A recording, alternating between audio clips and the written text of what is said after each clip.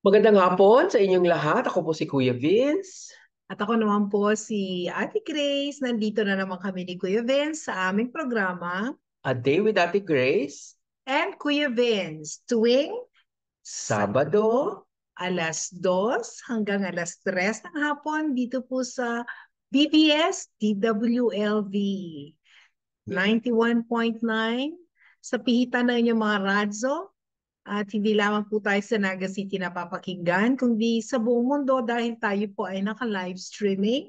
And sa may mga radyo po, nakakaabot po tayo hanggang Quezon Province at ibang lugar po sa Visaya. So, Kuya Vince? Yes, magandang topic natin ngayon, ate.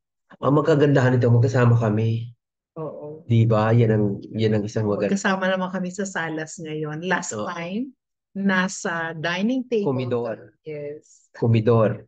Yes. O ngayon, nasa sala kami. Kunwari, pero di man namin bahay yan. Huwag kayo mag-alala.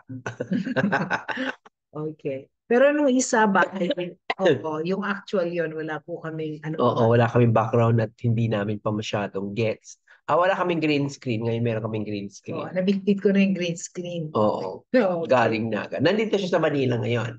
Sa Pasig. Yes, pareho kami ngayon nasa Pasig ni Kuya Oo. Besh. Kaya Siya lang, naman ulit ang pumunta sa ako ay akin. pumunta sa kanya.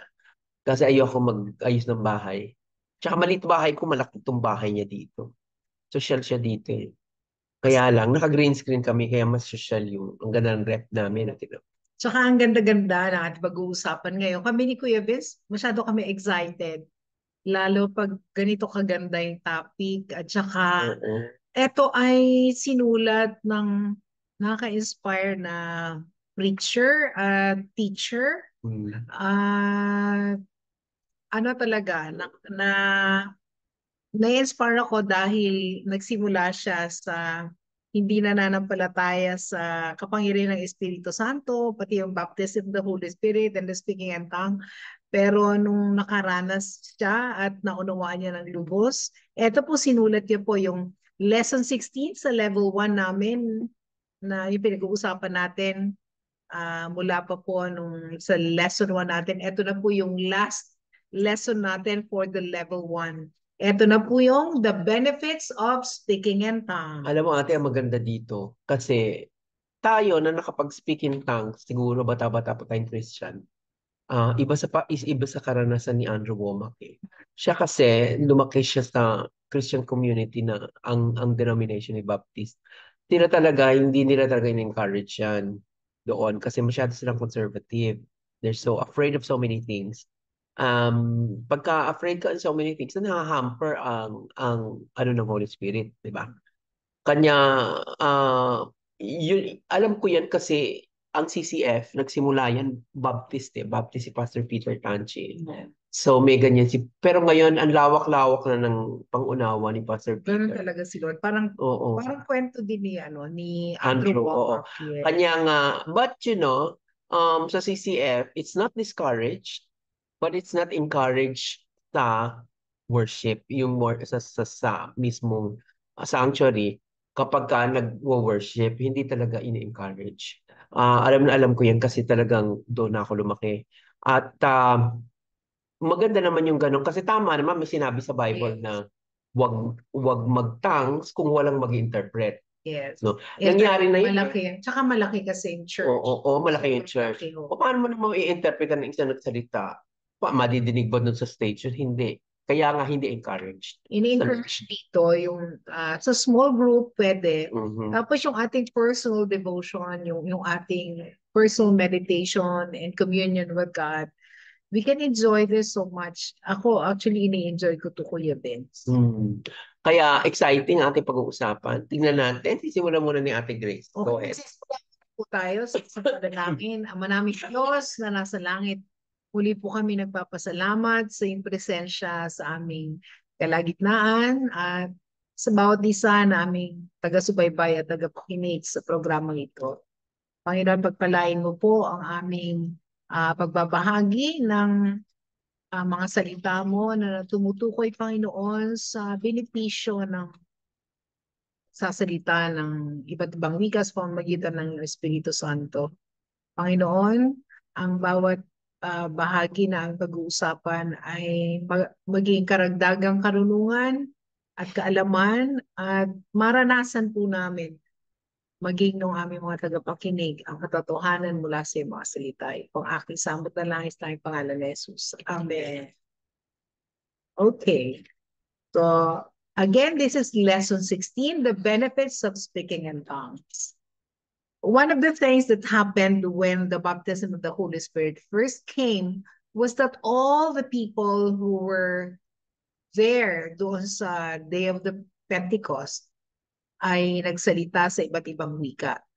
That's in Acts chapter 2, verse 4, na ito po yung sinasabi, that on the day of Pentecost, they were filled with the Holy Ghost and spoke with other tongues as the Spirit gave them utterance. So consistently, all the way through the book of Acts, there was a manifestation of God's presence when the people received the Holy Spirit. So ito yon, yung manifestation ng presensya ng Diyos mula po nung sila'y nabautismuhan ng Espiritu Santo, ramdam na ramdam nila. So, mamaya, meron ako kasi habang pinag-aaralan ko to Kuya Vince, yung nung tumanggap tayo kay Kristo, binigay na sa atin lahat. But it was during the baptism of the Holy Spirit na kumbaga nag-function lahat nung tinanggap natin mula kay Kristo. So of course, there is much more than the Holy Spirit than speaking in tongues. But it is one of the most important manifestation. First, in Corinthians chapter 14, in 1 Corinthians chapter 14, verses 13 to 14, ito po yung sinasabi. Wherefore, let him that speaketh in an unknown tongue pray that he might interpret. For if I pray in an unknown tongue, my spirit prayeth, but my understanding is unfruitful. So when we pray in tongues, yung ating espiritu ay ang siyang nananalangin. Yung espiritu natin na tinanggap sa pamamagitan ni Kristo. Diba, yung dati, yung espiritu natin, nung hindi pa tayo nakakilala kay Jesus at hindi pa natin tinatanggap si Jesus, yung espiritu natin na hindi kawangis ng Diyos. Etong espiritu na sinasabi nito na nananalangin in tongues ay yung espiritong tinanggap natin galing kay Jesus na siyang kawangis na ng Diyos. Oh, once you speak in tongues, pray that you interpret so your understanding will become fruitful. Kaya nga pag katulad ng sinasabi ni Kuya Vince, una siyang nag-speak in tongue, ano tawag dito, sabi ni Kuya Vince, hindi ko alam, akala ko kung ano na yung sinasabi, baka merong message siya sa congregation, yung pala patungkol sa kanya. And marami din kami, one time, we had also Kuya Vince yung aming family devotion with the workers in the church. Usually pagka, yung mga workers kasi sa church, sometimes they would stay in the church with us, tapos nag-pray kami together before we sleep, or sometimes at dawn time, sama-sama kaming nananalangin. So parang ako yata yung nag-speak in tongue.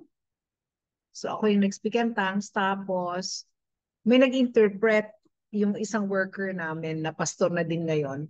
And it was all about yung calling naming magkakapatid. At doon ko naalala na doon dineclare kung ano yung calling ni Lord sa akin, yung pagiging na one of my father's child, at ako pala yon, ay magiging missionary nurse. Hindi ko alam yon. It was siguro mga 1985 yon. Tapos ka na ba ng nurse noon? Hindi. No, kakagraduate ko lang ng high school noon. And yung aking balak, I mean, first year, first semester, ang puso ko, Kuya Vince, is Bachelor in Business and Broadcast Journalism. O, di ba? Parang ka na ngayon. Diba? Tapos at the at the beginning of the second semester, biglang naramdaman ko talaga yung yung tawag ni Lord sa akin for a full-time ministry. Hindi, walang kaabog-abog. I left my my school and I decided to follow God by going on the calling that I had. Na nag-start kami noon ng ng full-time ministry sa Naga, and then sa Tigaon sa Camarines Sur. I had been helping my father, and may kasama kami mga workers for 1 whole year. Hindi ko inintindi yung pag-aaral. Give up ko muna yun. Sabi ko, Lord, I will I will obey you. I will follow what you wanted me to do. And after a year, para akong para akong si Jonah, Kuya Vince. Pagkatapos ng 1 year, there was an offer for me to study nursing, and I was provided with a scholarship. And I took up nursing only for 3.5 years. Wow! Yes. Ikaw na, how to be you po. Yun ang blessing ni Lord. Kaya pala dapat we have to be sensitive. It was all because the spirit that is in me and the one that prays in tongues is the Spirit of God in me. At pinaunawa sa akin ni Lord, sinabi, pero iba, hindi ko naman alam specifically na ako yon yung magiging nurse, kasi hindi ko hilig yun. Yung maglilinis ng mga sugat, mag-aalaga ng may sakit. Do ako mahilig ako mag-alaga sa may sakit, pero hindi ko ma-imagine that I'll be working in the hospital. Hindi naman pala yun talagang papagawa. Pag missionary nurse ka, wala ka naman sa ospital. Nando ka sa community. So that's what the Lord wanted me to be, and that's also what I'm doing now. So, Kuya Vince, ang ano lang talaga is to really pray for the interpretation. Napaka-importante. Okay, diretso pa ako. So, I can give, ito po ay testimony ni Andrew Womack. Sabi niya, I can give my own personal testimony that when I received the baptism of the Holy Ghost, that started speaking in tongues, it changed my life dramatically. Lagi niya, inuulit-ulit niya yun. It changed my life dramatically. I believe when I got born again, Christ came to live inside of me, and He deposited everything. Ito na yung sinasabi ko ni, and He deposited everything there. But when the Holy Spirit came upon me, it started to manifest to me and other people. There are a couple of things that happened. The first year I prayed in tongues, my mind told me it was crazy. Kasi nga, yun ang pananampalataya niya dati, na crazy yung mga nagtatangs. That all I was doing was wasting time. It took faith for me to pray in tongues, which is the reason Jude 20 says, you build yourself up in your most holy faith. Yun talaga sabi niya. Ang ganda pa ng word ni Jude eh. Sabi niya, most holy faith. Build up yourself. It takes you out of natural thinking and reasoning and puts you into a supernatural realm of faith. Kasi parang nung dati, nung hindi pa ako nabaptize sa Holy Spirit, parang it's just all like ritual yung ginagawa ko. Even pupunta ka sa church, tapos makikinig ka, uuwi ka. Pero when I received the baptism of the Holy Spirit, katulad ng sinasabi ni Pastor Andrew Womack, na nung tinanggap niya si Jesus, diniposito sa kanya lahat ng bagay na kailangan niya ayon sa pangako ng salita ng Diyos. Pero nung natanggap niya ang Espiritu Santo, nag-manifest na lahat yung tinanggap niya mula kay Kristo. At ito yung sinasabi na kailangan talaga ng pananampalataya natin upang tayo ay kumbaga mag-operate yung regalo ng Espiritu Santo sa atin. So Kuya Vince, how do you go along with the testimony of Andrew Womack sa kanyang karanasan sa baptism of the Holy Spirit? Ako, kasi hindi naman ako initially nagsimula sa isang ganyang church, no? Kanya medyo open ako, and I have already have the background of parang open sila sa ganyan. Kanya lang hindi ko rin alam na mayroon palang uh, parang guidelines if you speak in tongues sa isang community, sa isang organization na maraming tao. Hindi ko alam na ganun. Eh sila doon tongues ng tongues ng tongues. So akala ko parang normal yon kasi hindi ko pa nabasa yon. So nung ako ay nagbasa na ng Biblia, na nakita ko na meron pa lang siyang guidelines na kailangan may mag-interpret Dapat everything in order. in order. Yun kasi ang sinasabi ng Biblia. So, nung medyo nag-stop ako noon, nag-stop ako consciously, pero parang may puputok sa dibdib ko. Parang may namimiss ako ganun. Parang, teka muna. So, nagdesisyon ako na to do it on my own na lang. Yes. Para hindi maging hassle or sagabal sa faith ng ibang tao. Para hindi maka-embarrass. Oo, hindi makastumble sa ibang tao. So ginawa ko na lang, tama din pala 'yon. Yun pala ang mas tama na ako na lang, sa atin na lang. Tingnan natin yung susunod na Yes, kuya. sinasabi dito. Another thing I experienced, sabi ni Andrew Womack, another thing I experienced was that when I prayed in tongues, I hadn't thought of for years, hindi niya naisip ng ilang taon, would come to my remembrance. Naaalala niya bigla. I'd start praying for them and with a day or two, they would contact me. And I find that something miraculous had happened. Kasi, well, hindi naman siguro niya inaasahan kasi siya ang kinontak, di ba? This happened so many times that I finally began to put this thing together and realize that when I was praying in tongues, I was praying with the wisdom that went beyond my mental ability. So, kumbaga, hindi na siya nag-iisip. Hindi niya binibigyan ng halaga talaga. Hindi kamukha ng ibang tao na nagbinibigyan ng halaga maraming bagay na hindi naman kay God. So ito kaya nakita niya kay God kasi hindi naman niya binigyan ng ng atensyon tapos may attention pa lang dapat ibigay, which is very good, no? My spirit that knew all things and had the mind of Christ was praying for people in ways that I could never do with my own physical understanding.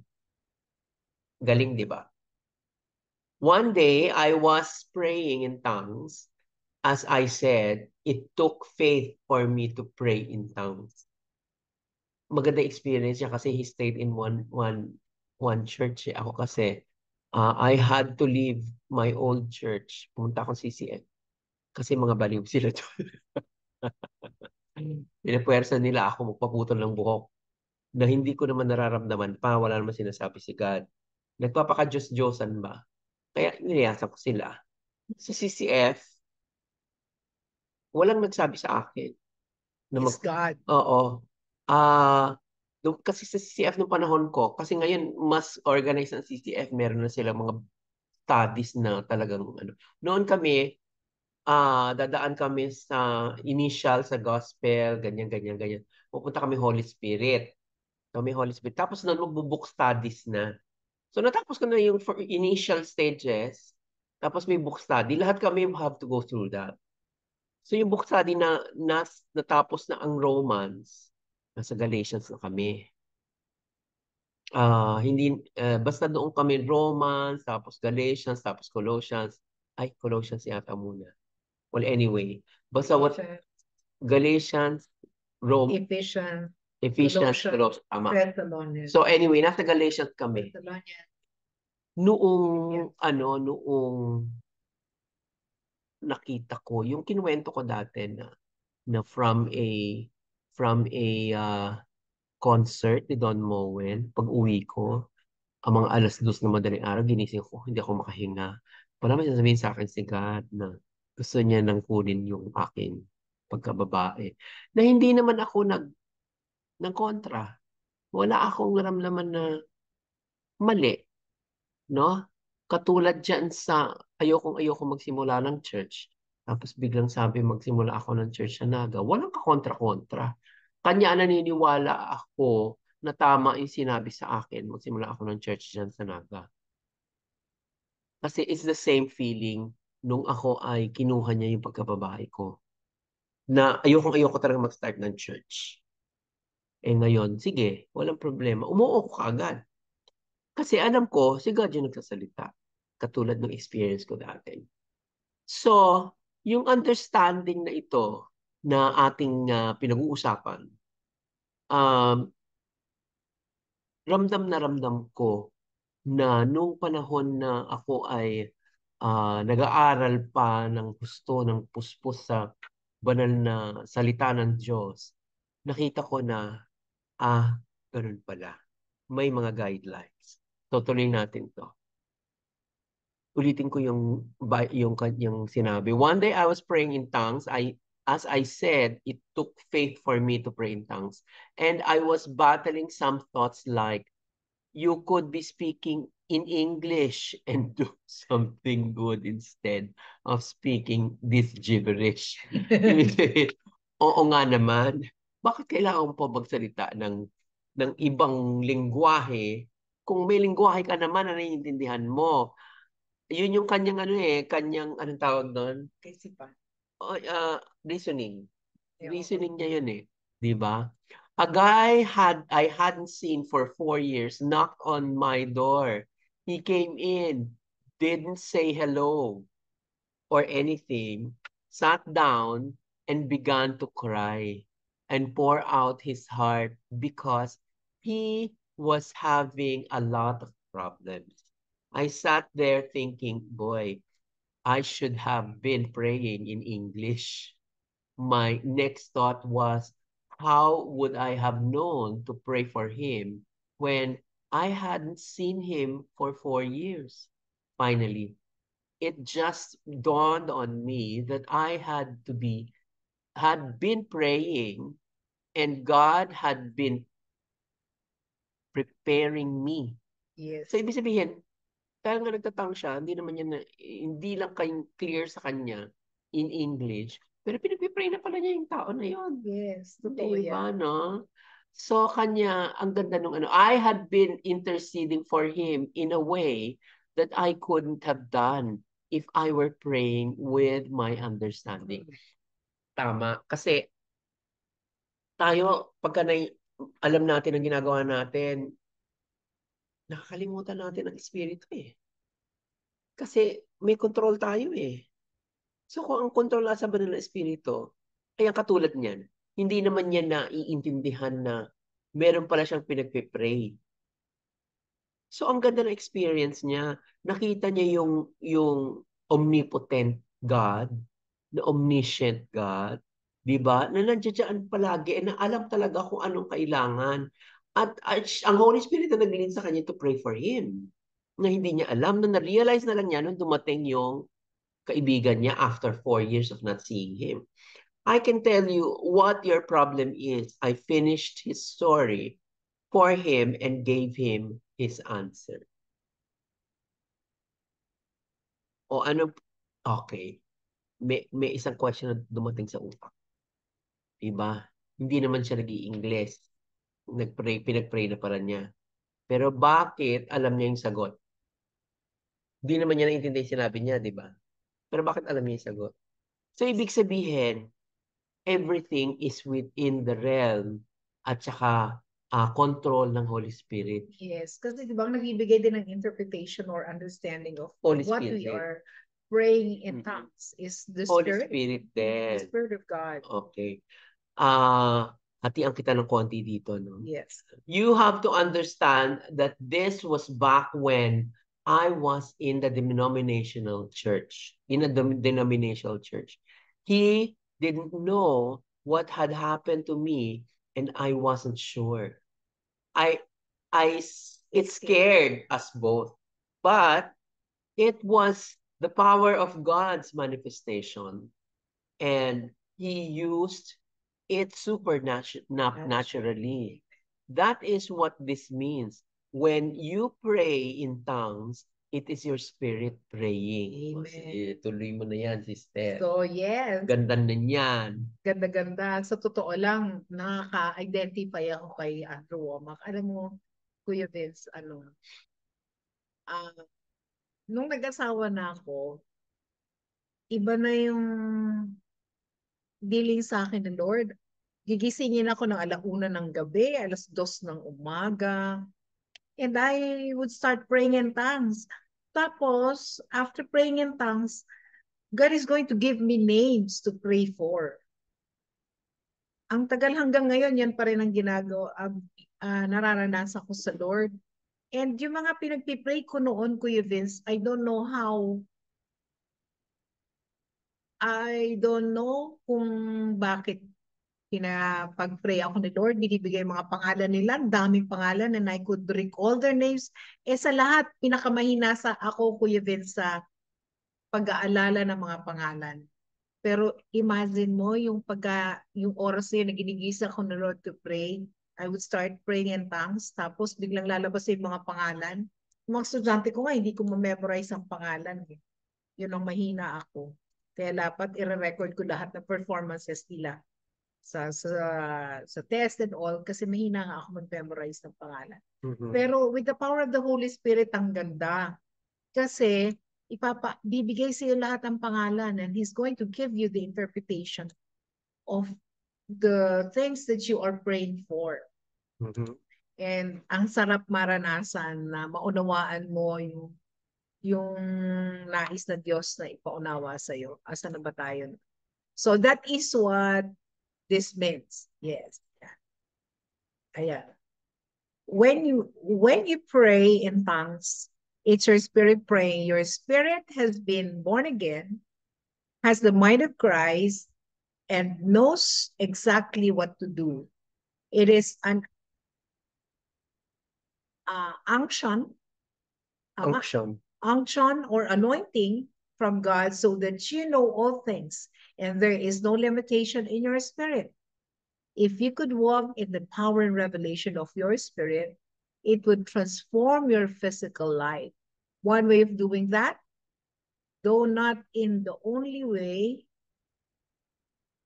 is to just start speaking in tongues, then recognize and believe that when you do, you're building yourself up in your most holy faith. Yun yung kasi yung, di ba, yung sabi na habang tayo ay nag-i-speak in tongue, nananalangin, especially when we are having our personal communion with God, yung dun sa ating, ano ba tawag natin doon, Kuya Vince, yung ating prayer time and yung ating meditation sa word and then we pray. Yun, nangyayari doon ay naging tatangas tayo, na nabibuild up yung ating sarili sa pamamagitan ng banal na pananampalataya na pinagkaloob sa atin ng Diyos. That your spirit is praying the hidden wisdom of God and the perfect revelation of God is coming. Talagang, yon katulad ni Kuya Vince, nalaman niya, the Lord spoke to him na kung anong gagawin. Then according to 1 Corinthians 14:13, pray that you can interpret. It doesn't mean that you have to stop praying in tongues and pray in English to interpret. It just means your understanding becomes fruitful. Totoo yun. Kasi nung nalaman ko, yung tatay ko, Kuya Vince, nung may nagpunta sa amin, na nagsabi na dinala na si daddy sa hospital, pagkaalis po nila, I started to pray in tongues.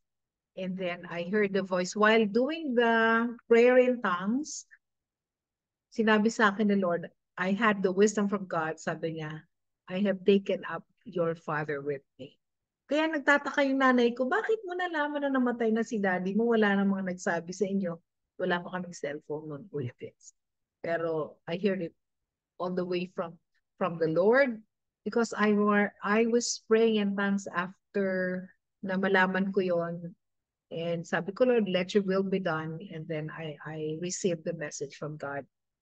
In an audible voice, narinig ko siya sa tenga ko. Sinabi niya, habang ako'y nananalangin in tongues. Kaya ang sarap talaga.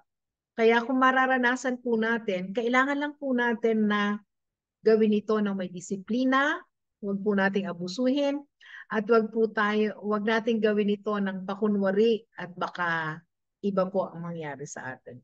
Let's have the discipline, let's have the submission, and let's do it in the most holy faith because this will build ourselves spiritually, even physically, at sa lahat ng ating ginagawa, lalakas tayo dahil doon sa ating pananampalatayang banal na tinanggap mula sa Diyos ng magitan ni Kristo Jesus. Kaya ang sarap na i-enjoy nito. Kaya wag po tayong matakot katulad nung natutunan dati ni Andrew Womack. Hindi sila nananampalataya dyan pero nag-go siya and ayun, naging fruitful lalo ang kanyang paglilingkod sa Panginoon at hindi niya na ano tawag doon, ramdam na ramdam niya yung limitless power of God. Kahit sa anumang sakit, kahit sa anumang sitwasyon, God is the limitless God.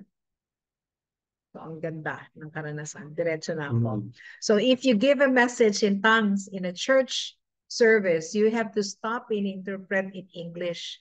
When you're praying by yourself, what I do is pray in tongues and trust that God is giving me revelation. Yun ang karanasan niya. Ganon din po ako, Kuya Vince. Sa church, talagang habang nagtatangs ka, my spirit is telling me that this is what you're going to tell the congregation if the message is for the congregation. Kaya kung sinasabi din naman, mapapaunawa sa inyo ng Diyos kung ang mensahe na ibibigay mo, kailangan mo talagang pray and tongues ng malakas in the congregation kasi meron siyang nais sabihin sa kongregasyon. So halimbawa, hindi lang naman sa English may interpret. You can interpret it in your own mother tongue. Pwede yun. Ibibigay sa iyo ng Panginoon. When you're praying by yourself, what do I pray in tongues and trust God is giving me revelation? Sometimes, my attitude just changes. I don't have a specific word, but suddenly I see things clearly and I get a different perspective. Ganon.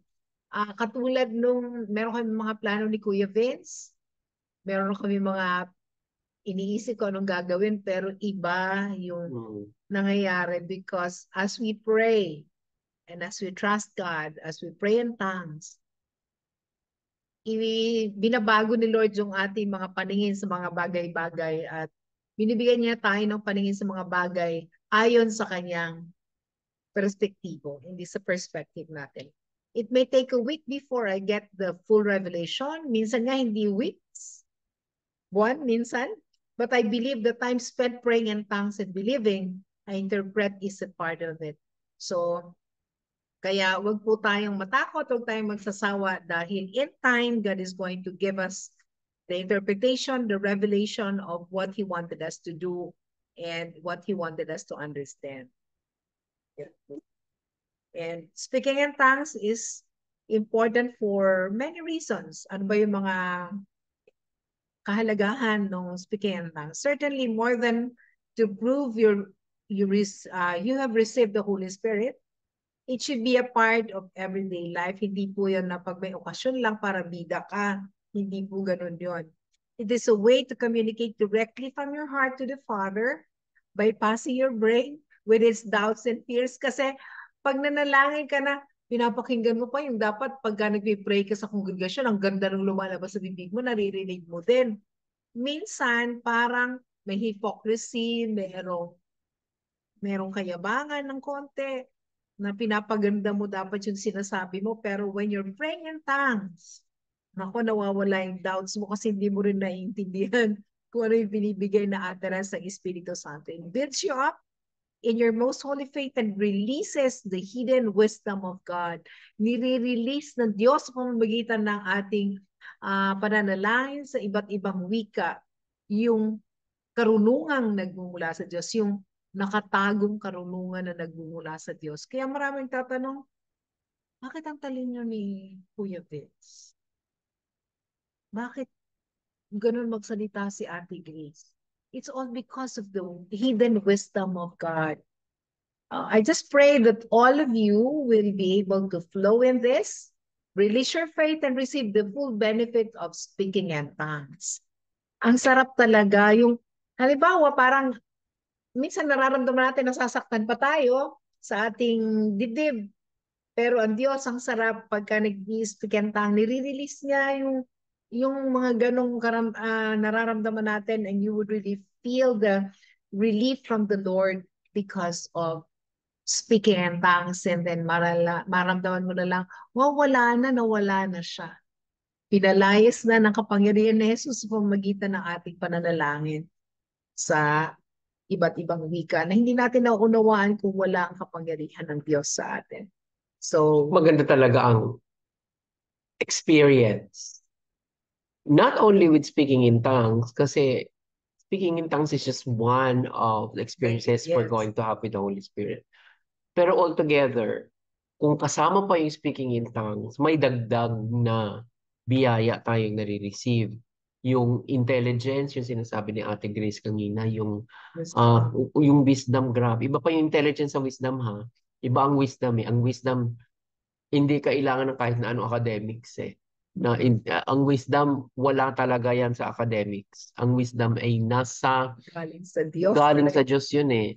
Yung katulad nung ginawa ni Solomon doon sa mag-ina, Yes. So, na it really grabe takes yun, wisdom di ba? Yes. Hindi naman yun maiisip ng kahit na sinong scientifico na ang pinakamagandang sagot, eh.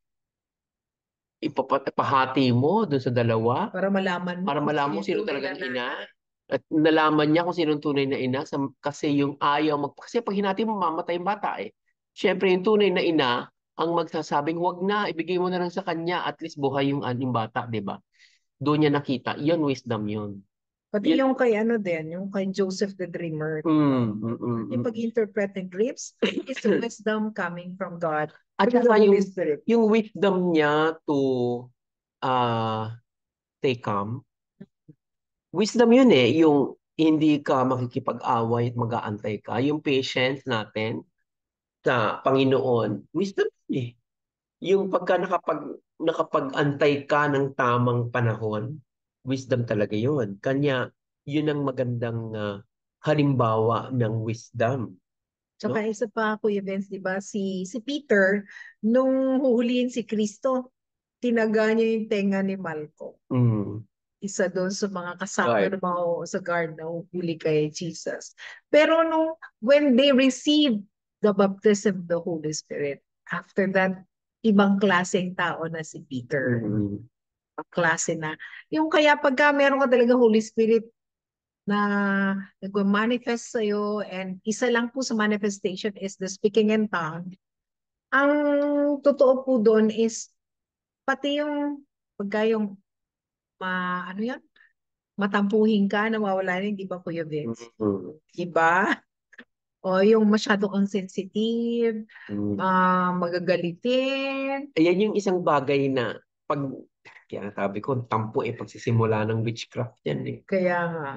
The simplest form of witchcraft kasi kinokontrol mo yung kabila, yung pinagtatampuhan mo. Kinokontrol mo yun. And that's not from God. Definitely, anything that we control others for is not of God. Kaya nag-expand yon to a bigger and heavier towards the hardcore manipulation, which is very satanic. Any form of manipulation is satanic. Kasi nawawala nga ang Holy Spirit.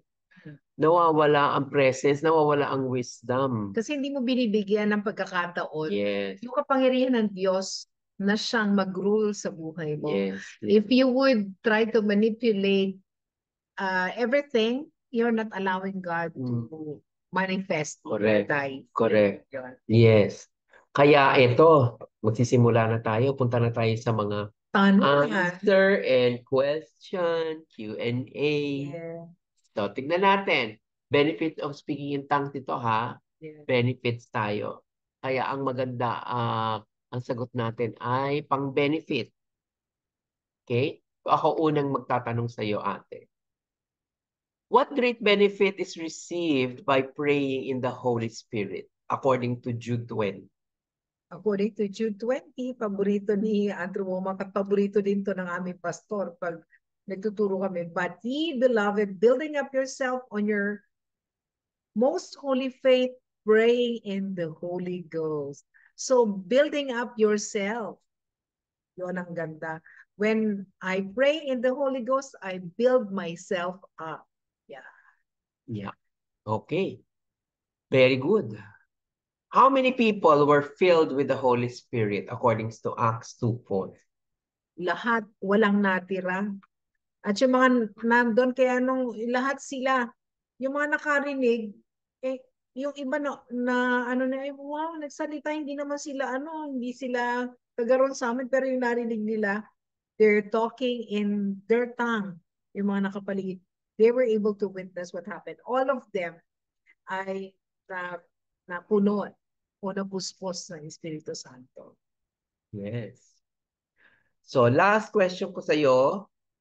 What did they, hindi naman last, pero sa session na ito. Dito sa first three. Part. Oo. First three. What did they do as a result of being filled? Anong ginawa nila according to Acts 2:4? So, yung infilling of the Holy Spirit, yung manifestation nun ay they spoke or they speak in tongues. Nagsalita po sila sa iba't ibang wika. Yun ang sabi. Ayon po yan sa Acts 2:4. Sinadya ba nila? Hindi. Di ba sabi sa Acts 2, ang sabi po doon ay binigyan sila ng utterance. And they were all filled with the Holy Ghost and began to speak with other tongues as the Spirit gave them utterance. It's the Holy Spirit that gives them the utterance. Yep. Tapos, ang nagsasalita ay yung tao na binigyan ng utterance ng Diyos na lalabas na lang yan dyan, lalabas sa'yo. Because the Spirit of God is in you and your spirit, they go together and your tongue will speak it out.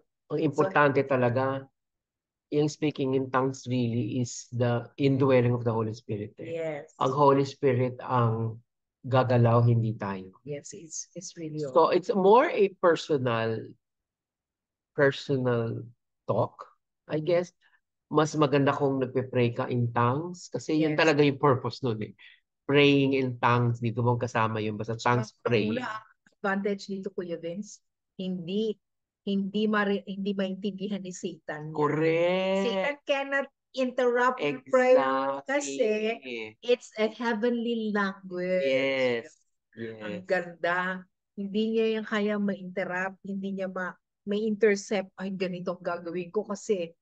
So unless God has given you the message para sa tao, and then ikaw, bibigyan ka ni Lord, wag mo nang sabihin sa marami.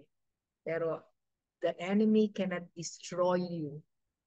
And he cannot make any plan against you and against the will of God as you speak, as you pray and talk. Yeah. Ikaw naman kayo ng tatanungin ko, Kuya Vince. Go. In 1 Corinthians 14:14, what part of you is praying when you pray in an unknown tongue? Okay. Ang ganda niyan. Well, actually, Yes. sinabi na natin kanina. Oh. Pero 1 Corinthians 14:14.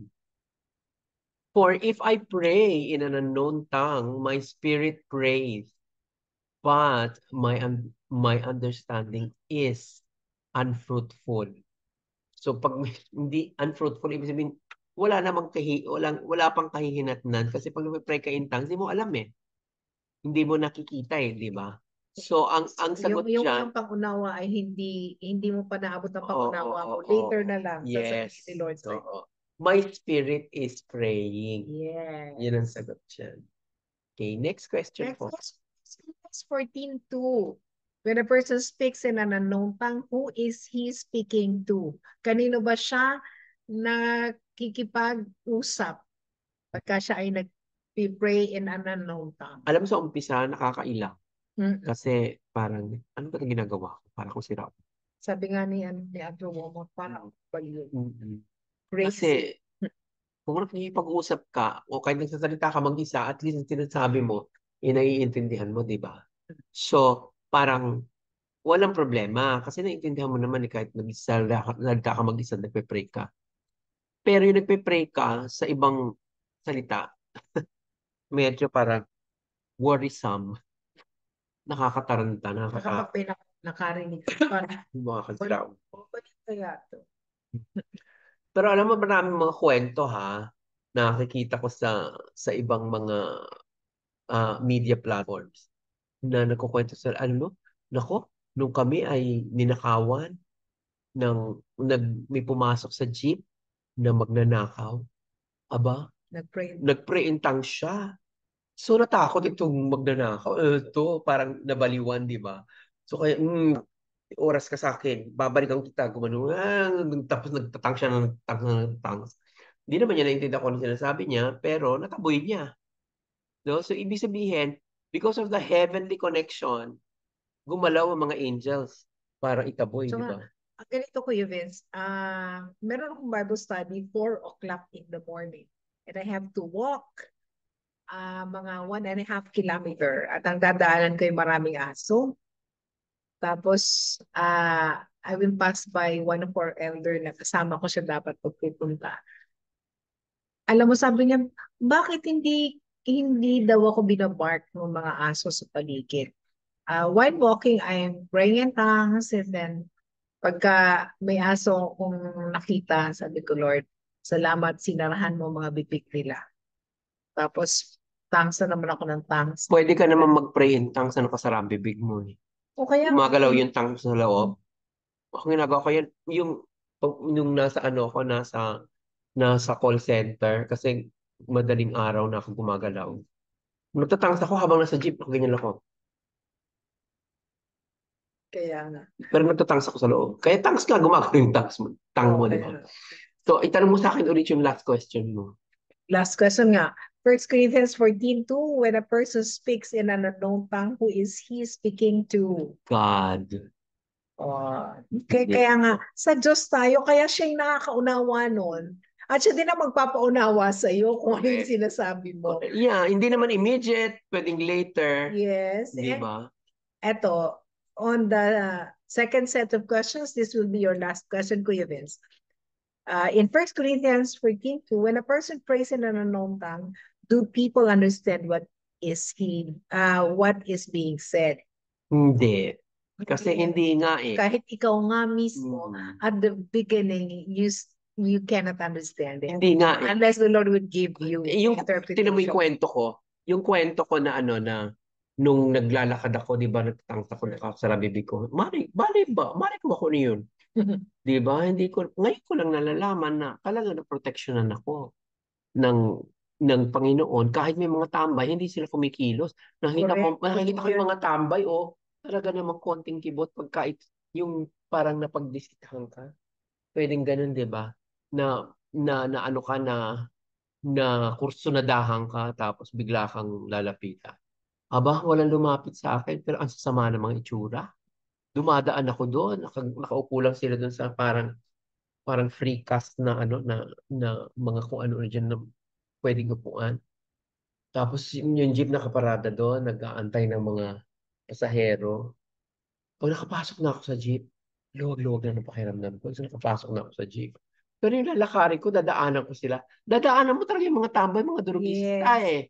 Sa amin din, alam mo ba na yung dadaanan ko, marami sa amin na addict din.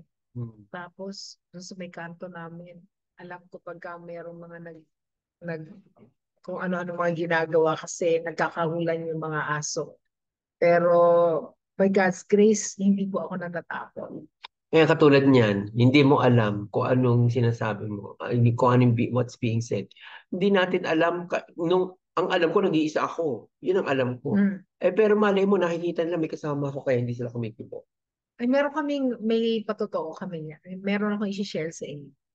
Doon po sa kapitbahay namin, sa local church namin sa probinsya, sa Bicol.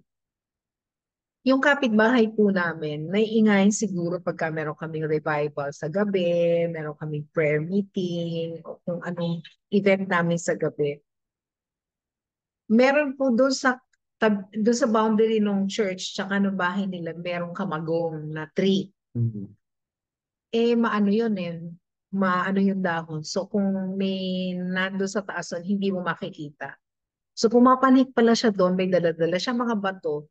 Tapos binabato yung church. Alam mo kung ano, tamang-tama, revival yun. yung time na yon, binato niya ng isang beses, tapos nalaglag daw siya. Alam mo po yun, Vince, kung bakit? Pag nung ibabato niya na daw yung pangalawang bato, nakita niya may nakatayong mas mataas doon sa building, pero may pakpak apat doon sa bawat kanto. Natakot siya, nalaglag siya. At doon daw nagsimula na nagkaroon siya ng sakit na pulmonya dahil nalaglag nga siya, tumama yung likod niya. Tinestify po yan ng anak kasi nakakilala sa Panginoon yung anak. So that's how the Lord works. Na siya nagpo-protect sa atin. Meron sa ating nagbabalak ng masama, but God is able to provide protection for us. Yun, ganda. Yes, amen. Diba? O ako na magtatanong sa iyo. Last 3 questions. Last 3 questions. Yes. When you pray in an unknown tongue, your spirit is speaking what? According to 1 Corinthians 14:2. Yeah. Sa 1 Corinthians 14:2, ang sinasabi po rito ay ano yung sinasabi sa 1 Corinthians 14:2? For no man understandeth him, but in the Spirit, He speaketh mysteries. So, ang sinasabi pagka ikaw ay nag-i-speak ang tongue, ay mga misteryo kasi hindi mo pa naunawaan. Pero mysteries is, ang misteryo ay nagdadala ng miracles. Yun ang isang magandang bagay. So, your spirit is speaking mysteries or secret things, mga bagay na hindi nalalaman or unknown things to other people and even to yourself. And ito po yung ibig sabihin ng intimacy is just between me and my God. Ganon ang speaking in tongue. Parang kayong dalawa lang, parang katulad nung kayong mag-asawa, yung nagbe-baby talk kayo na labi-labi. Ang tawag doon, loves, pain na to, mga ganon. Kayong dalawa lang kakaunawaan, or sometimes we have your sign language na kailangan kakaunawaan. So, when you speak in tongue, when you're practicing speaking in tongue, this connotes a very intimate relationship with our God. So, intimate ang ating relationship sa Panginoon. Amen. So next question, second to the last. According to 1 Corinthians 14:4, when you pray in tongues, what you do what? Anong ginagawa mo pag nag-pray ka in tongues? He that speaketh in an unknown tongue edifieth himself. So, nakaka-edify yun sa ating sarili pag tayo nananalangin. Ano ibig sabihin ng edify? Ang ibig sabihin ng edify ay pinapalakas, pinapaganda yung pakiramdam mo, binibuild up yung sarili mo, binibuild up, edify. Kaya nga, di ba, yung building, edifies, edificio, meaning building. So, kaya ang ganda, makakatayo ka ng walang takot, may kapayapaan. Yun ang ibig sabihin, pag na-edify ka, hindi ka natatakot sa paligid mo kasi malakas ka, yun ang ibig sabihin nun. Kaya, you keep on speaking in tongue. You don't have fear. Mm-hmm. Tsaka, personal naman yun eh. Kaya huwag kayong mag-alala. Kamu ang tanga. Last question. When you pray in tongues, you are doing what? Anong ginagawa mo pagka nagpe-pray ka ng tongues?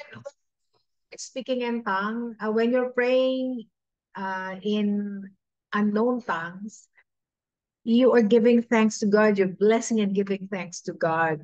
Yun ang sinasabi po sa 1 Corinthians 14:16. Ang sabi, else when thou shalt bless with the Spirit, how shall he that occupies the room of the unlearned say amen at the giving of thanks, saying he understandeth not what thou sayest. So he does not understand what he is saying, but he is giving thanks and blessing.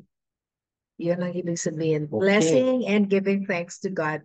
Yan ang ibig sabihin. Yun na yung huling sinasabi. Yun. Pinaka-last question yun. Last question. Kaya, yun, ang ganda.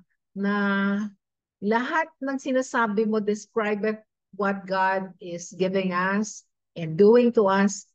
Pinapasalamatan natin siya. Binibless natin ang kanyang dakilang pangalan when we speak and talk. Amen. So, ayun. That's it.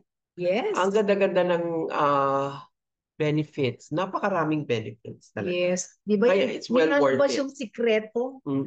Mysteries are hidden secrets. Pag ang Diyos, alam mo, katulad sa atin, we're now getting closer as ever. Hindi pa nga. Kaya nga, oo. Super Ibig close. sabihin, Kaya akala nyo malaki yung mukha ko, hindi.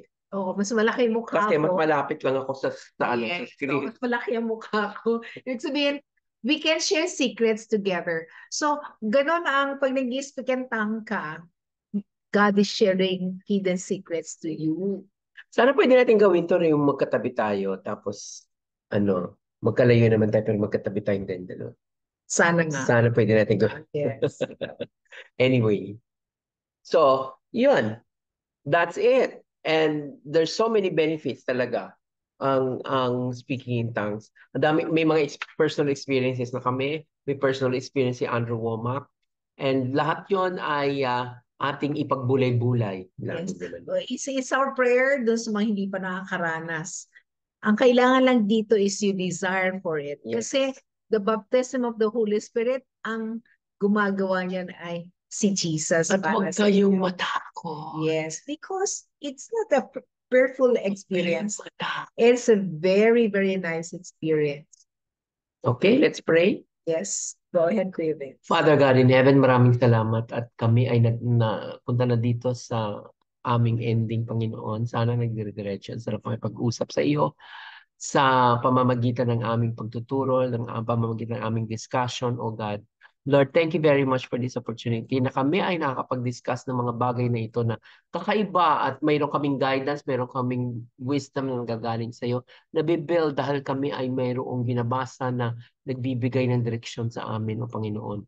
Maraming salamat kay Andrew Womack sa kanyang experience ng speaking in tongues na marami ang natatakot, marami ang nagugulumihanan dito sa katotohanan ng feeling of your Holy Spirit. May your continued wisdom, your continued touching of our hearts, our minds, and our lives, Lord, changing it to your specifications, Lord. Lahat ng ito ay nawa maging kalugod-lugod sa amin at lalo na para sa iyo. O Panginoon, i-bless mo po ang lahat ng tao sa aming programa, ang lahat ng technical people, ang lahat ng mga kasama namin dito na nagbibigay pugay at nagbibigay luwalhati sa iyo, Lord.